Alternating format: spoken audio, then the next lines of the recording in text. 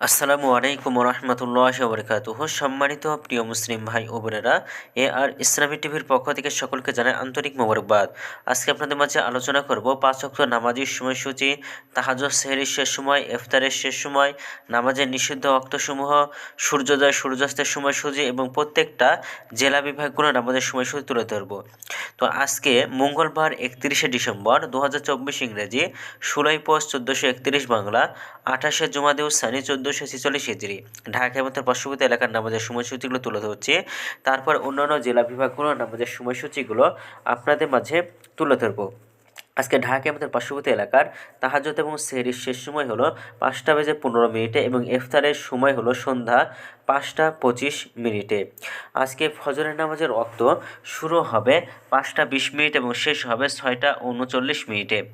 জোহরের নামাজের ওয়াক্ত শুরু হবে ১২টা ২ মিনিটে এবং শেষ হবে ৩টা ৪৫ মিনিটে। আসরের নামাজের ওয়াক্ত শুরু হবে ৩টা ৪৬ মিনিটে এবং শেষ হবে ৫টা ২১ মিনিটে।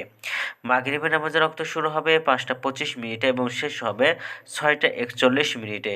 সর্বশেষ এশার নামাজের ওয়াক্ত শুরু হবে ৬টা ৪২ মিনিটে এবং এশার নামাজের ওয়াক্ত শেষ হবে ৫টা ১৫ মিনিটে। এখন আলোচনা করব নামাজের নিষিদ্ধ ওয়াক্তসমূহ। তো সূর্যোদয় অর্থাৎ সকালে ৬টা ৪০ থেকে নিয়ে ৬টা ৫৫ পর্যন্ত নামাজ পড়তে পারবেন না। দুপুরে ১১টা ৫৬ থেকে ১২টা ১ মিনিট পর্যন্ত এবং সন্ধ্যায় ৬টা ৭ থেকে নিয়ে ৫টা ৭ থেকে নিয়ে ৫টা ২২ পর্যন্ত এর মধ্যে নামাজ পড়তে পারবে না।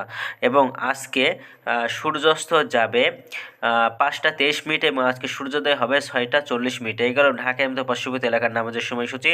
এখন আলোচনা করব বিভাগীয় শহরের জন্য উল্লেখিত সময়ের সঙ্গে যেসব বিভাগের সময় আপনি যোগ বিয়োগ করবেন তা হলো অর্থাৎ বিয়োগ করবেন চট্টগ্রামে ৫ মিনিট এবং সিলেটে ৬ মিনিট কম করবেন।